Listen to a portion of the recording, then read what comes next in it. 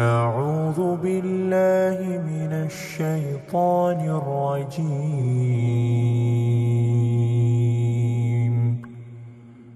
بسم الله الرحمن الرحيم. ألف لام را، تلك آيات الكتاب المبين. إنا أنزلناه قرآنا عربيا لعلكم تعقلون. نحن نقص عليك أحسن القصص بما أوحينا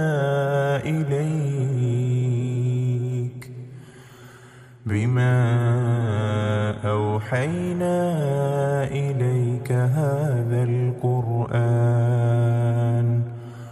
وإن كنت من قبله لمن الغافلين. إذ قال يوسف لأبيه يا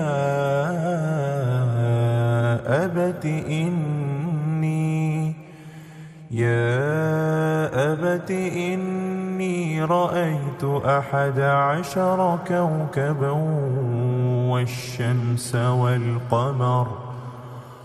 والشمس والقمر رأيتهم لي ساجدين.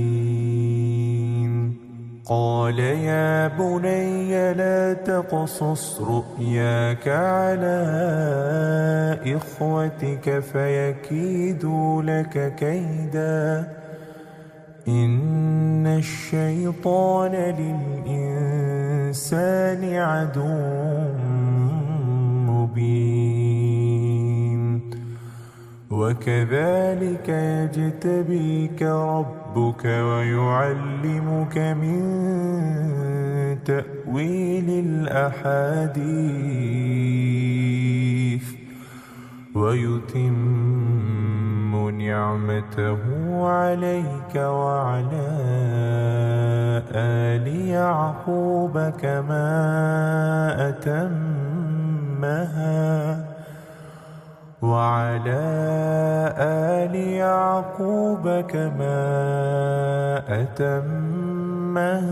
على أبويك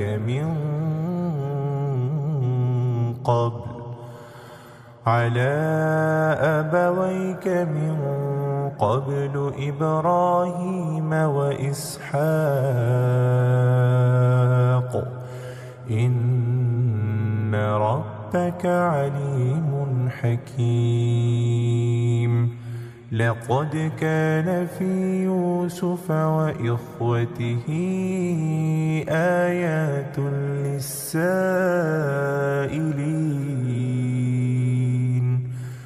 إذ قالوا ليوسف وأخوه أحب إلى أبينا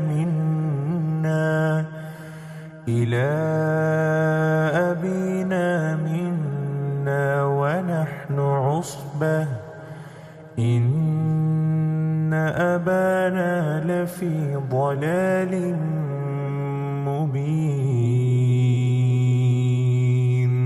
اقتلوا يوسف أو اطرحوه أرضا يخل لكم وجه أبيكم وتكونوا من بعده قوما صالحين. قال قائل منهم لا تقتلوا يوسف وألقوه في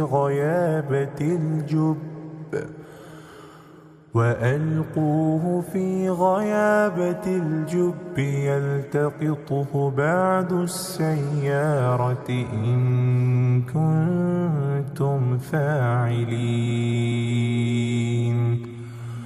قالوا يا أبانا ما لك لا تأمنا على يوسف وإنا له لناصحون أرسله معنا غدا يرتع ويلعب وإنا له لحافظون قال إني ليحزنني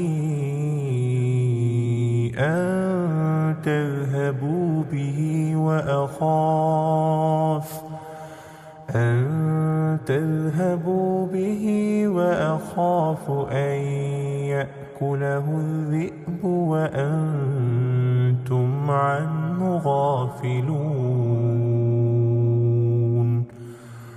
قالوا لئن أكله الذئب ونحن عصبة إنا إذا لخاسرون فلما ذهبوا به وأجمعوا أن يجعلوه في غيابة الجب وأوحينا إليه لتنبئنهم بأمرهم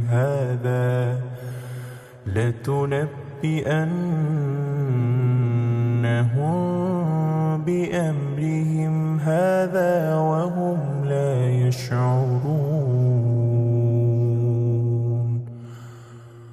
وجاءوا أباهم عشاء يبكون قالوا يا أبانا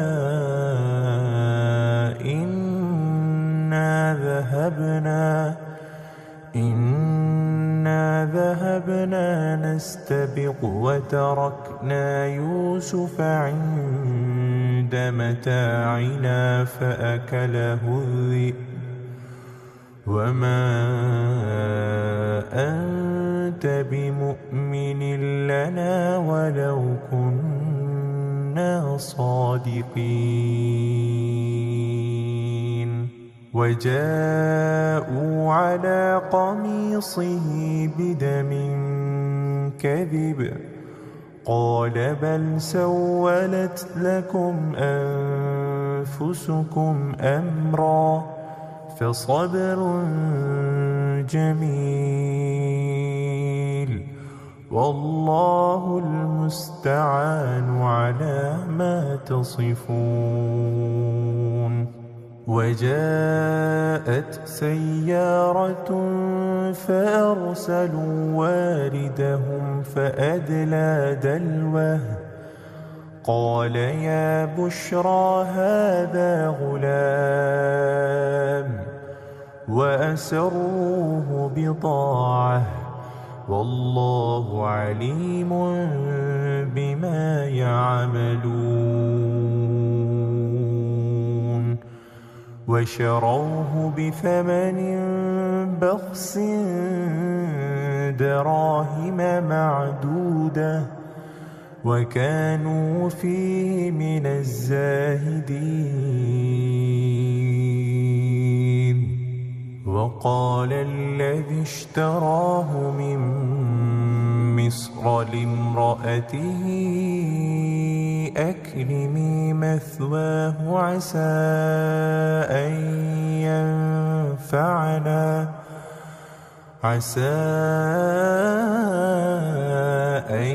ينفعنا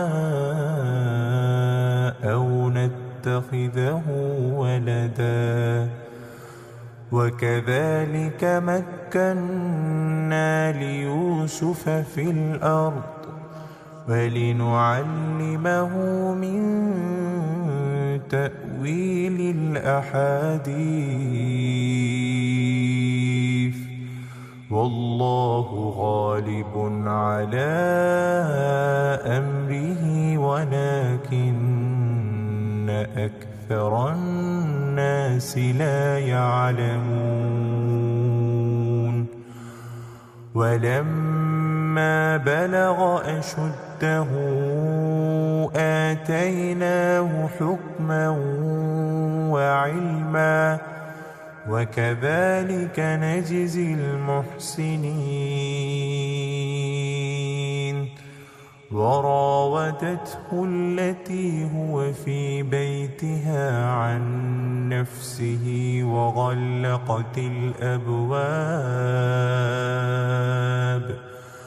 وغلقت الأبواب وقالت هيت لك. قال معاذ الله إنه ربي أحسن مثواي إنه لا يفلح الظالمون.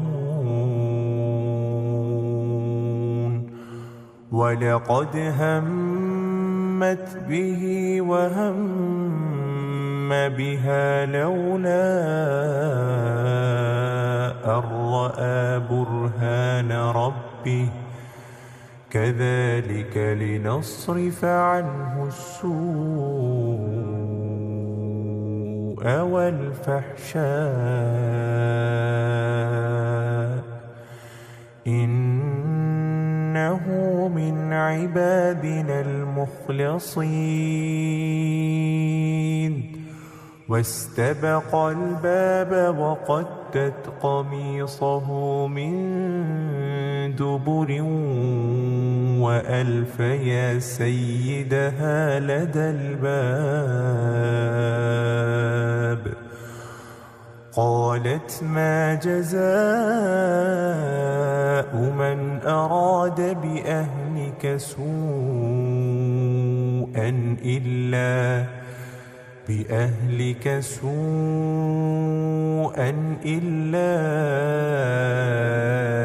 أن يسجن أو عذاب أليم. قال هي راودتني عن نفسي وشهد شاهد من أهلها إن كان قميصه قد من قبل فصدقت وهو من الكاذبين. وإن كان قميصه قد من دبر فكذبت وهو من الصادقين. فلما رأى قميصه قد من دبر قال إنه من كيدكن إن كيدكن عظيم. يوسف أعرض عن هذا واستغفري لذنبك إنك كنت من الخاطئين. وقال نسوة في المدينة امرأة العزيز تراود فتاها عن نفسه قد شغفها حبا إنا لنراها في ضلال مبين. فلما سمعت بمكرهن أرسلت إليهن وأعتدت لهن متكئا وآتت كل واحدة منهن سكرا سكينا وقالت اخرج عليهم فلما رأينه أكبرنه وقطعن أيديهن وقلن حاش لله ما هذا بشرا إن هذا إلا ملك كريم قالت فذلكن الذي لمتنني فيه ولقد راودته عن نفسه فاستعصم ولئن لم يفعل ما آمره ليسجنن وليكون من الصاغرين قال رب السجن أحب إلي مما يدعونني إليه وإلا تصرف عني كيدهن أصب إليهن وأكن من الجاهلين فاستجاب له ربه فصرف عنه كيدهن إنه هو السميع العليم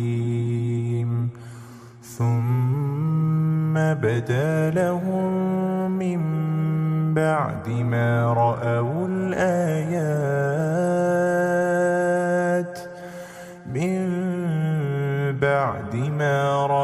الآيات ليسجننه حتى حين ودخل معه السجن فتيان قال أحدهما إني أراني أعصر خمرا وقال الآخر إني أراني أحمل فوق رأسي خبزا تأكل الطير منه نبئنا بتأويله إنا نراك من المحسنين قال لا يأتيكما طعام ترزقانه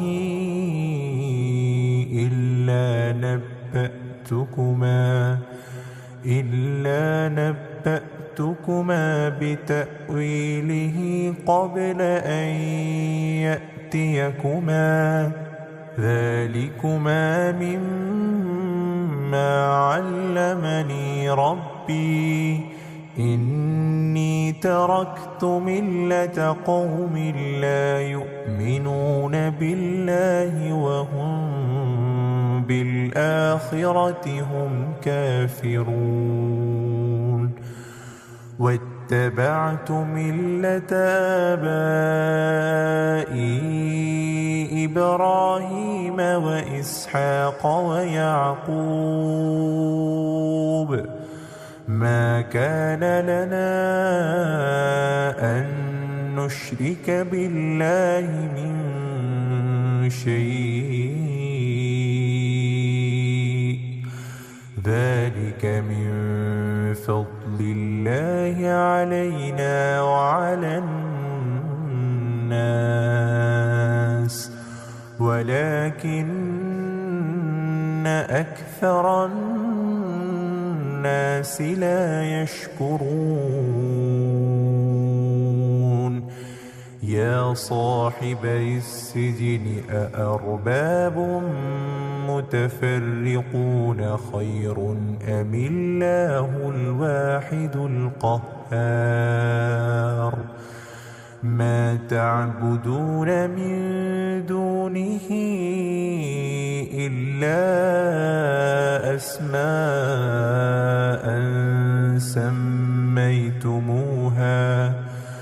سميتموها أنتم وآباؤكم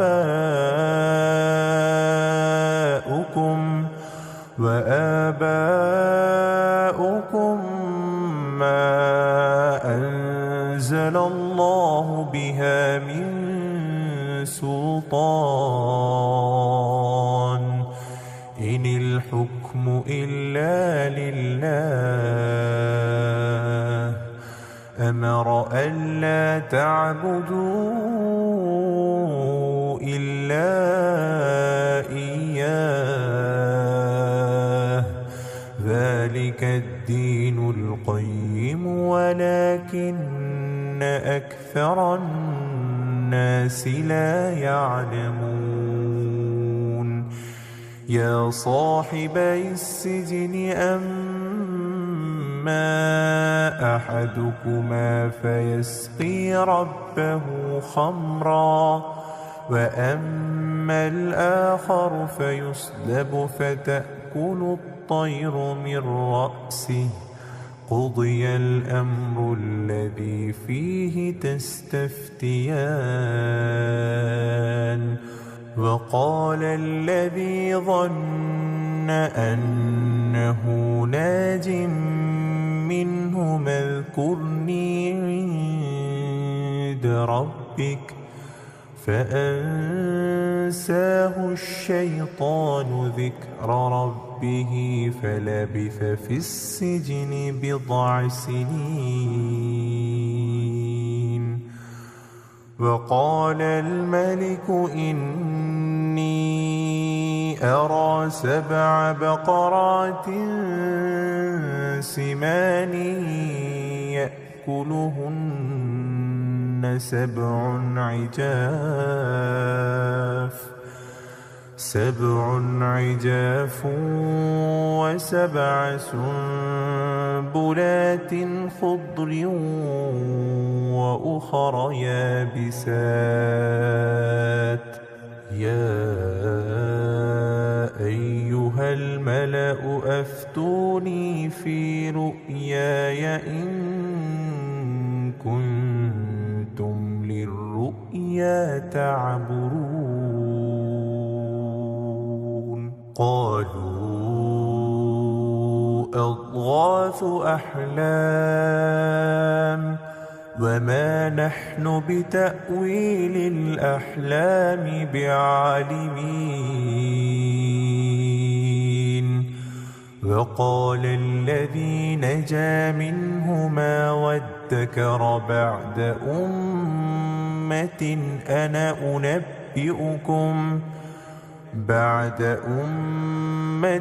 أنا أنبئكم بتأويله فأرسلون يوسف أيها الصديق أفتنا في 7 بقرات سمان يأكلهن 7 عجاف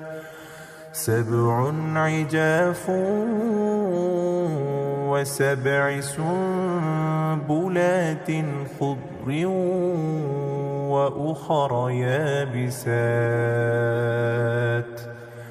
لعلي أرجع إلى الناس لعلهم يعلمون قال تزرعون 7 سنين دأبا فما حصدتم فذروه في سنبله إلا قليلا مما تأكلون ثم يأتي من بعد ذلك 7 شداد يأكل ما قدمتم لهن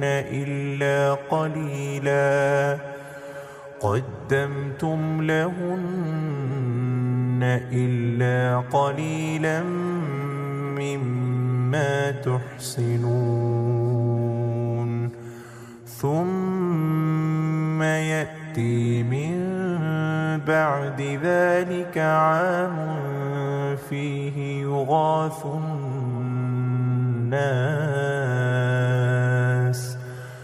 يغاث الناس وفيه يعصرون. وقال الملك ائتوني به، فلما جاءه الرسول قال ارجع إلى ربك فاسأله ما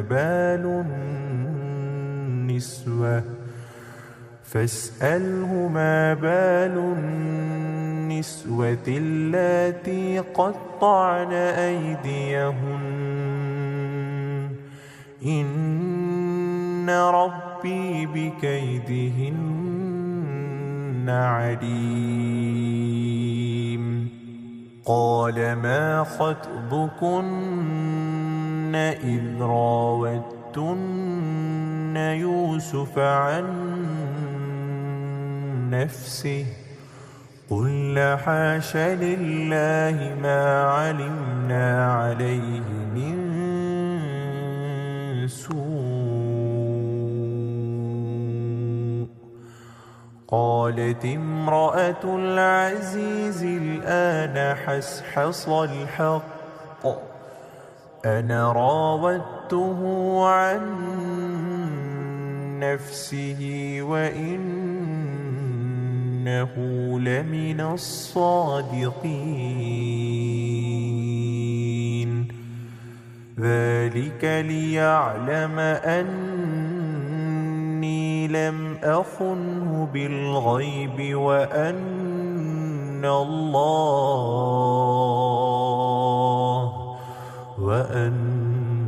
الله لا يهدي كيد الخائنين.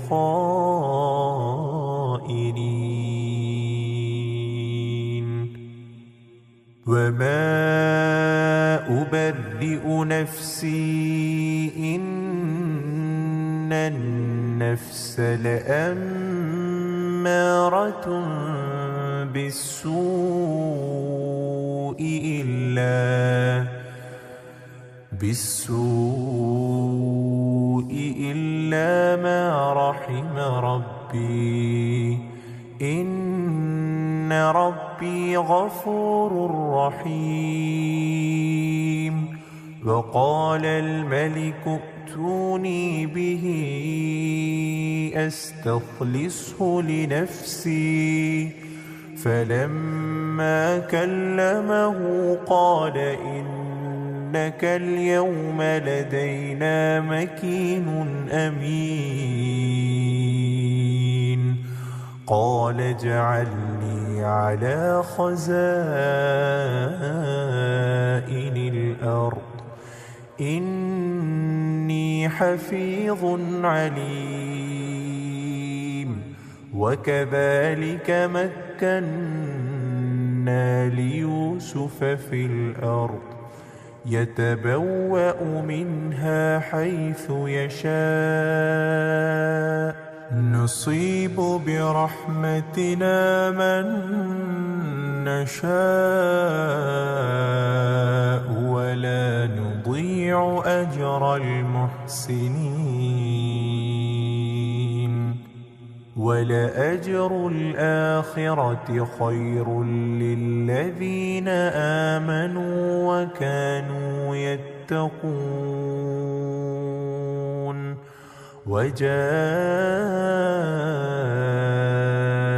إخوة يوسف فدخلوا عليه فعرفهم وهم له منكرون. ولما جهزهم بجهازهم قال ائتوني بأخ لكم من أبيكم، ألا ترون أني أوفي الكيل وأنا خير المنزلين؟ فإن لم تأتوني به فلا كيل لكم عندي ولا تقربون. قالوا سنراود عنه أباه وإنا لفاعلون. وقال لفتيانه اجعلوا بضاعتهم في رحالهم لعلهم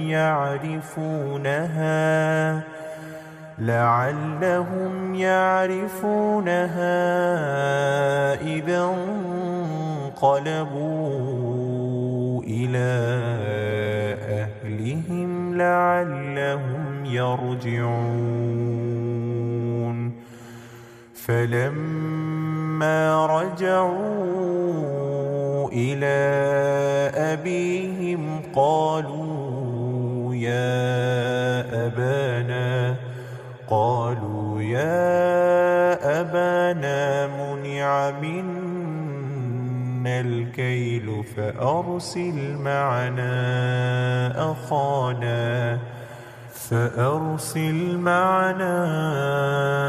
أخانا نكتل وإنا له لحافظون.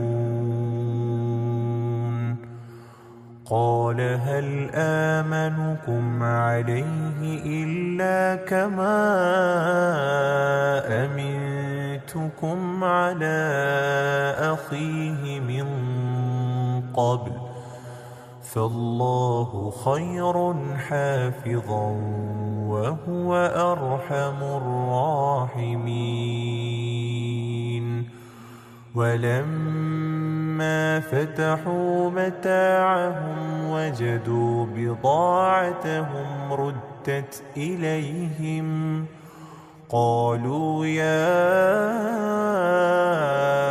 أبانا ما نبغي هذه بضاعتنا ردت إلينا ونمير أهلنا ونحفظ أخانا ونزداد كيل بعير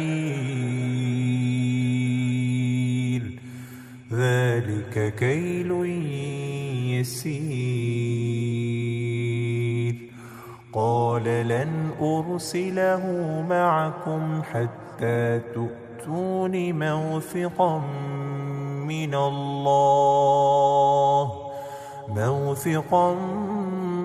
من الله لتأتونني به إلا أن يحاط بكم. فلما آتوه موثقهم قال الله على ما نقول وكيل. وقال يا بني لا تدخلوا من باب واحد وادخلوا من أبواب متفرقة وما أغني عنكم من الله من شيء إن الحكم إلا لله عليه توكلت وعليه فليتوكل المتوكلون. ولما دخلوا من حيث أمرهم أبوهم ما كان يغني عنهم من الله من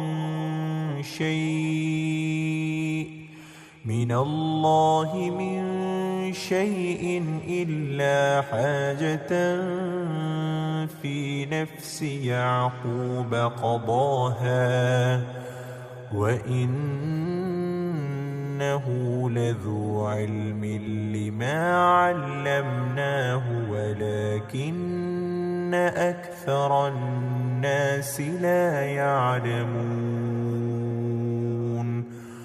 ولما فلما دخلوا على يوسف آوى إليه أخاه قال إني أنا أخوك فلا تبتئس بما كانوا يعملون فلما جهزهم بجهازهم جعل السقاية في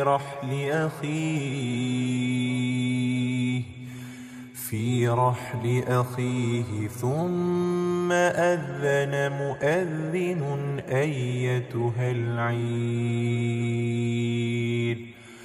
أيتها العير إنكم لسارقون قالوا وأقبلوا عليهم ماذا تفقدون قالوا نفقد صواع الملك ولمن جاء به حمل بعير وأنا به زعيم قالوا تالله لقد علمتم ما جئنا لنفسد في الأرض وما كنا سارقين قالوا فما جزاؤه إن كنتم كاذبين قالوا جزاؤه من وجد في رحله فهو جزاؤه وكذلك نجزي الظالمين فبدأ بأوعيتهم قبل وعاء أخيه ثم استخرجها من وعاء أخيه كذلك كدنا ليوسف ما كان ليأخذ أخاه في دين الملك إلا أن يشاء الله نرفع درجات من نشاء وفوق كل ذي علم عليم قالوا إن يسرق فقد سرق أخ له من قبل فأسرها يوسف في نفسه ولم يبدها لهم قال أنتم شر مكانا والله أعلم بما تصفون قالوا يا أيها العزيز إن له أبا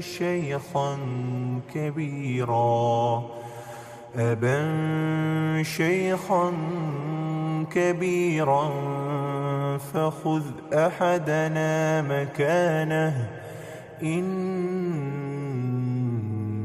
نراك من المحسنين قال معاذ الله أن نأخذ إلا من وجدنا متاعنا عنده إنا إذا لظالمون فلما استيئسوا منه خلصوا نجيا قال كبيرهم ألم تعلموا أن أباكم قد أخذ عليكم موثقا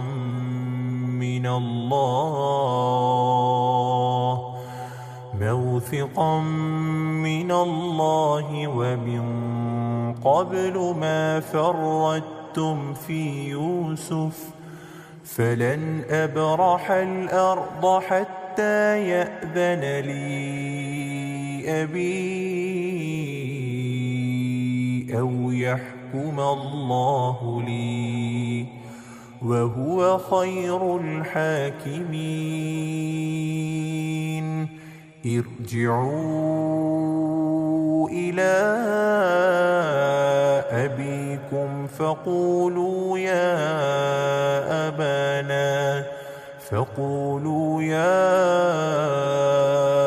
أبانا إن ابنك سرق وما شهدنا إلا بما علمنا وما كنا للغيب حافظين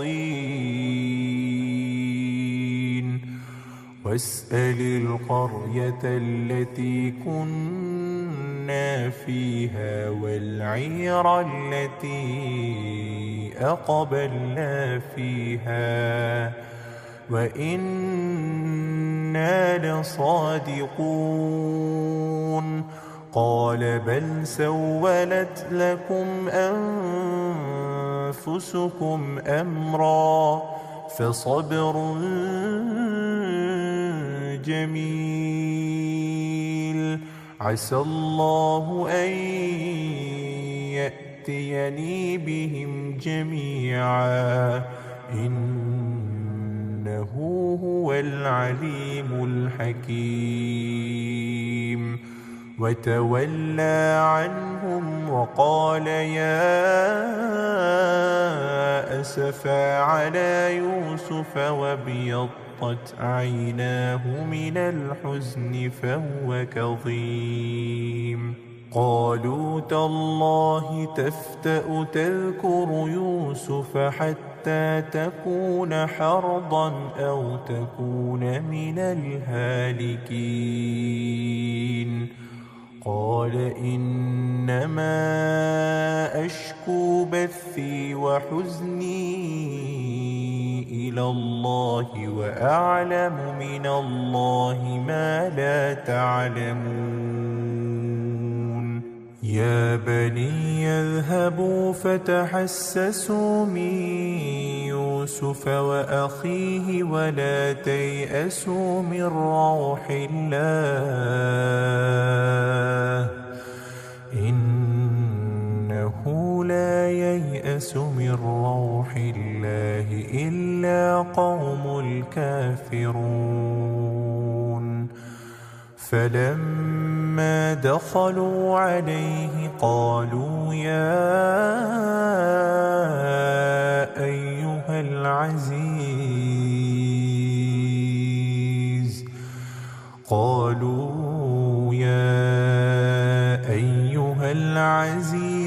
مسنا وأهلنا الضر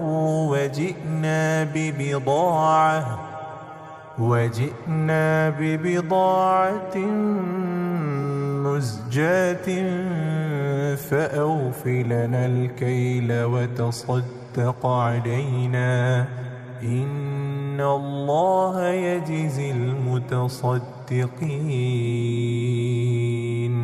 قال هل علمتم ما فعلتم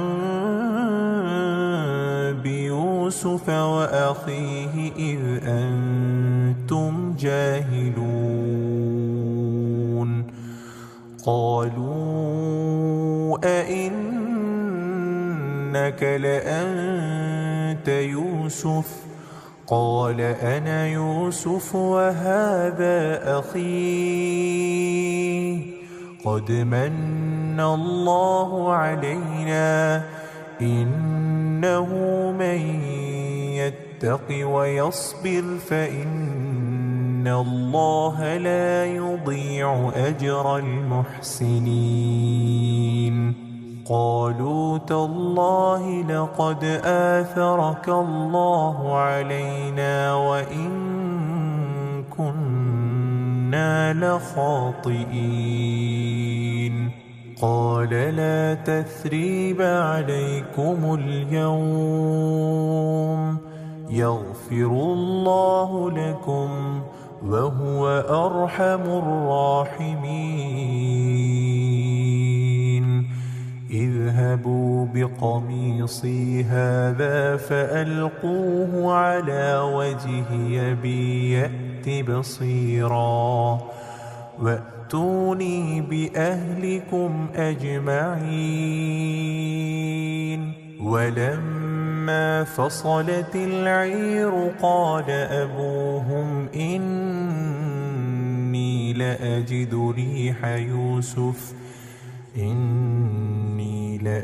ريح يوسف لولا أن تفندون. قالوا تالله إنك لفي ضلالك القديم. فلما أن جاء البشير ألقاه على وجهه فارتد بصيرا قال ألم أقل لكم إني أعلم من الله ما لا تعلمون. قالوا يا أبانا استغفر لنا ذنوبنا إنا كنا خاطئين. قال سوف أستغفر لكم ربي إنه هو الغفور الرحيم. فلما دخلوا على يوسف آوى إليه أبويه وقال ادخلوا مصر إن شاء الله آمنين. ورفع أبويه على العرش وخروا له سجدا وقال يا أبت هذا تأويل رؤياي من قبل قد جعلها ربي حقا وقد أحسن بي إذ أخرجني من السجن وجاء بكم من البدو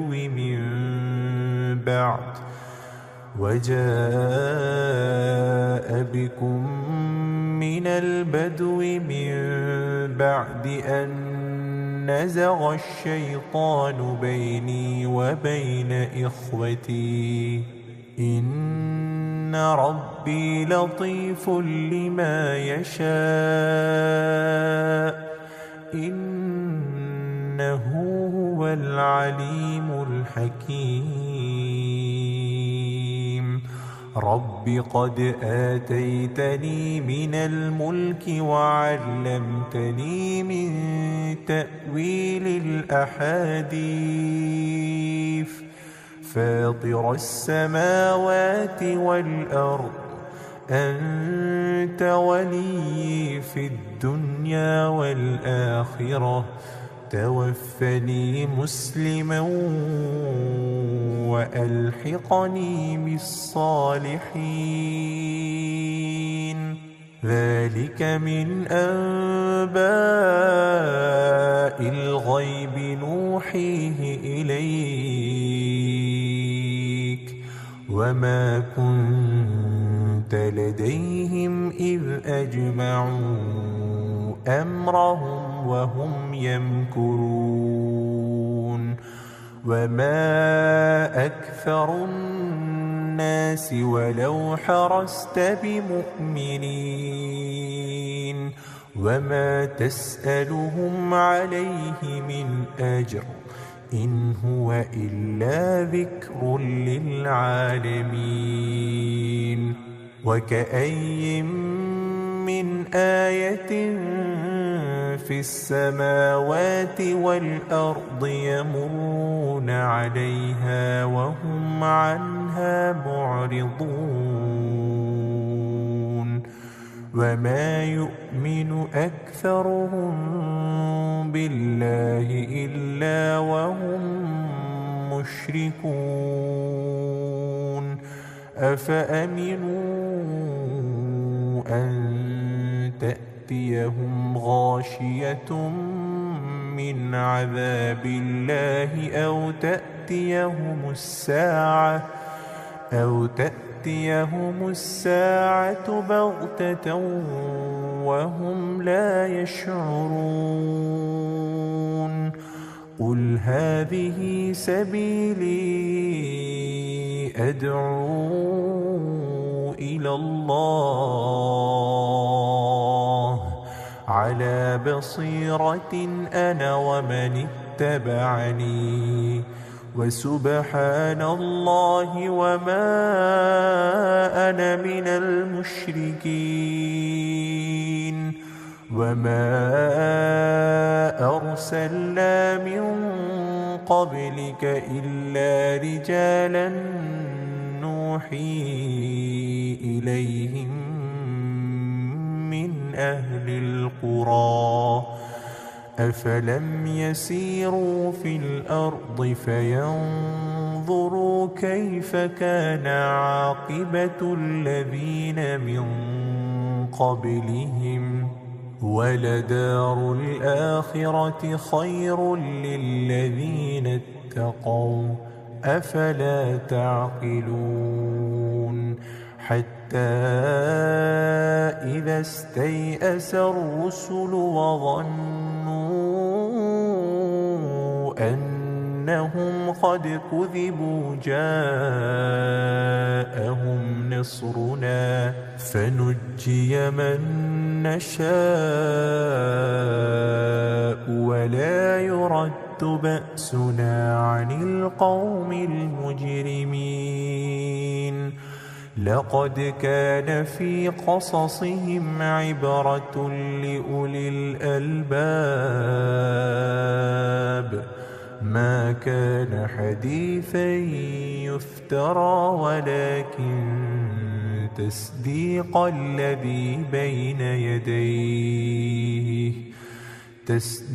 الذي بين يديه وتفصيل كل شيء وهدى ورحمة لقوم